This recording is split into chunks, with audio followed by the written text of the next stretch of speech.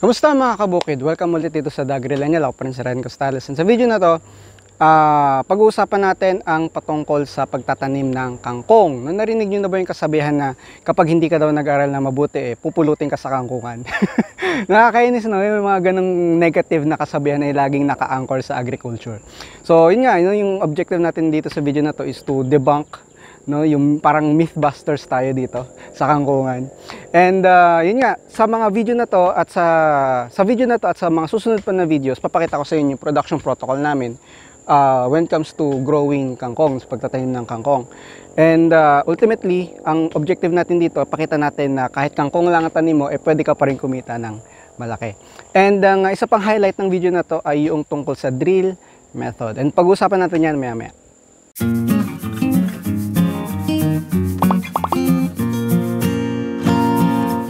Okay, so start natin po agad. Kung makikita nyo po sa aking likuran, ito yung ating kabuuan ng magiging taniman. Ito ay 6.5 plots na may 12 meters ang haba. So kinumpute ko nasa 78 square meters po yun. And kukumpute natin or makikita natin na paano siya itanim and ano yung mga fertilizers na gagamitin natin dito. Pero basically, ito yung taniman natin. Teka, lapit ko kayo. Ayan. So basically, na land prep na namin siya. Kung gusto niyo pong matutunan yung mga procedures namin sa pagla-land prep, ilalagay ko yung link sa video description and lalagay rin ko rin sa mga cards na lalabas dyan. Pero basically, na-cultivate na namin siya, nagamasan, nalagyan ng konting plots. And then, kasama rin pala natin si Rolly. Hi. Rolly. Hi. Ayan, kasama natin si Rolly. Assist niya tayo sa pagtatanim natin ng kangkong. So basically, ang ginagawa niya ay minamarkahan niya kung saan tayo magtatanim ng kangkong. No? I-zoom in natin yung ginagawa niya mamaya. Pero basically, na-land prep na namin and direction na tayo sa pagtatanim. Kasi ito po yung mga plot na nahuhukayan, hindi man nahukayan, pero nalagyan na ng marka. Napansin niyo may mga stripes, may mga kanal. Ano lang siya, mga half an inch ang lalim. So ang distance niya is 1 dangkal, more or less that's 6 inches, and then that's running along the whole plot. Yan. And then eto na si Rolly, pabalik na ulit. Ayan. At ano yung ginagamit namin sa panghukay, ano lang siya, improvised na kahoy. Patingin ako, Rolly, nung ginagamit natin. Meron lang siyang parang hindi man siya talim, pero matulis ng konti sa dulo para kapag diin mo siya sa lupa, magkakaroon ng mababaw na kanal dito. And then sa mga kanal na yan, yan natin itatanim yung buto. Ayan. Pero bago pa kami mag-mark dito, 1 linggo nang nakaset yung lupa na merong bokashi and fertilizer, any organic fertilizer na available sa inyo. Okay, so habang tinatapos pa ni Rolly yung ating pagmamarka or paghuhukay, pakita muna natin sa inyo yung ating gagamiting buto. Ayan, ito po yung ating gagamitin. This is Chinese upland kangkong ng East-West. Ayan, East-West, baka naman, shout out dyan sa mga taga East-West. Anyway, yung ating kangkong ay Chinese kangkong, so yung variety na gagamitin natin, kahit wala siya sa tubig, maganda ang tubo. Ito yung usual na in-order pagka kumain kayo sa Chowking or sinaserve kapag kumain kayo sa Chowking. Maliban doon, isa pa sa mga gagamitin natin ay potting mix, pang tabon, kasi nga 'di ba may mga hukay diyan. Pag nailabudbud na yung buto diyan, kailangan ng pang tabon or toppers, top dressing kung baga. Number 1, purpose nun, additional fertilizer. Pangalawa, para hindi makita ng ibon yung mga binudbud mong buto. Kasi pag nakita ng ibon yun, matik, wala na yan. Kakainin niya ng mga ibon, tatangayin. And then, meron din tayong nakaprepare na imas na nandito na sa sprayer. Yan yung ipang-i-spray natin kapag naitanim na yung ating mga buto ng kangkong na may top dressing ng potting mix. By the way, yung potting mix natin is 1:1 ng vermicast and ng carbonized trisal. Kung wala na ito, kahit lupa lang pwede. Kung may pure vermicast kayo, mas okay yun.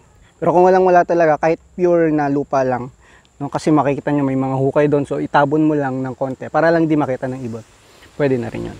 Okay, so i-start na natin yung pagtatanim. Ready na yung ating mga taniman. I-demo sa atin ni Rolly yung tinatawag na drill method or budbud sa Tagalog. Basically, sige Rolly, basically ang definition ng drilling ay isang uri po ng direct seeding ng mga buto sa lupa. Na ibig sabihin ng direct seeding, hindi mo na siya papadaanin sa seedling tray or any kind of germination techniques or mga ragdoll, yung hindi na ganon. Yung buto mismo nirerekta mo na sa lupa. So, yun yung ibig sabihin ng drill method na binubudbud mo in one direction. No? Basically, yun yung definition ng drill method. Now, ang sikreto dito mga kabukid ay yung dalas or yung amount o yung rate ng pagbubudbud. Kasi kapag ka masyadong makapal, mag-aagawan sa sustansya yung mga kangkong natin, mga tanim natin. Mas okay kung mas manipis ng konti para mas may space sila na lumaki at hindi sila mag-agawan sa sustansya. So, ayan. Zoomin natin ng konti.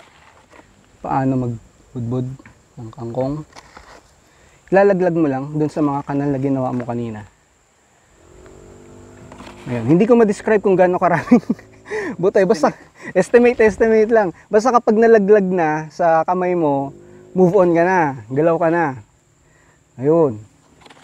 Mas manipis, mas okay, pero wag na masyadong kapalan. Yun. So, pansin nyo, kalahati lang yung nalalagay, no? Kasi nandun siya sa side na yun.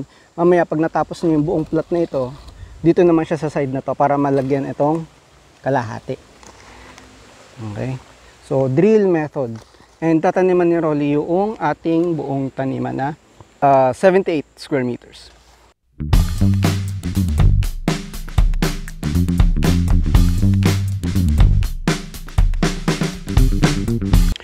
Okay, so natapos na pong magtanim, mag-direct seeding ng ating kangkong. Ngayon naman po ay para naman sa top dressing. Ayan, matakpan lang, manipis lang yung ating potting mix na ibinubudbud sa ibabaw ng mga buto. Number 1, para magbigay ng additional fertilizer. Pangalawa ay para matakpan yung buto at hindi madaling makita ng mga ibon. Ayan. So again, ang gamit natin ay potting mix, 1:1 ng vermicast and carbonized trisal. Kung hindi available, pwedeng kahit plain lupa lang. The purpose is matakpan lang yung mga buto. Okay, so habang nagta-top dress si Rolly dito sa likuran natin, bigyan ko lang ng konting information about sa gagawin nating production protocol ng kangkong. So basically, this is day 0 ng pagtatanim, and then at the same time, magdidilig din tayo ng imas.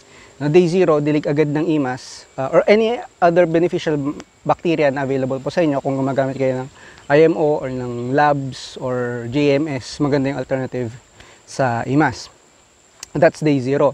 And then, twice a week ang application namin ng spraying para sa mga pest and then drenching naman para sa additional fertilizers. No, ang titimpla namin, although ipapakita ko rin to, no? Ipapakita ko rin to sa iba pang mga susunod na videos. Habang lumalaki yung ating kangkong. So basically, that's 2 times a week ng spray and 2 times a week ng drenching hanggang sa ma-harvest siya, and ang growing period natin nasa more or less 30 days. Depende sa weather conditions, depende kung gaano kainit, no? Kasi summer na. Sa watering frequency. Ang watering nga pala twice a day din. Depende kung sobrang init, ginagawa namin 3. No? Pero ano na lang yun, depende sa araw. And then on the 30th day, siguro mga on the 4th video, kasi magiging series nga siya, no? Possibly up to 4 or 5 videos itong series natin na Kangkong Production Series. Possibly 30 days after, siguro makatapusan pa ng April tayo makapag-harvest. And papakita ko sa inyo yung forecasting, paano kino-compute yung pag-harvest, and kung syempre, yung pinaka-important natin, magkano yung kikitain natin sa kangkongan natin dito. And then ang last step dito sa ating drenching activity, dito sa ating drilling method sa pagtatanim ng kangkong ay yung pagdidilig. No? Basically, ang dinidilig ni Rolly ay tubig na may imas, mga beneficial bacteria, para ma-prevent yung mga soil-borne diseases, yung mga fungus, no? Kung ano pang mga posibleng sakit na dumapo sa ating mga tanim in the future. Mape-prevent yan, kasama to sa disease prevention management. Okay? So, okay din namang idilig mismo, i-rectang dilig, pero kapag ka-spraying kasi mas mabilis. And mas directed or mas specific yung kailangan mong patamaan. Although hindi mo pa naman kailangang buhusan talaga siya ng tubig. Basta lang mabasa yung buto, okay na po yun.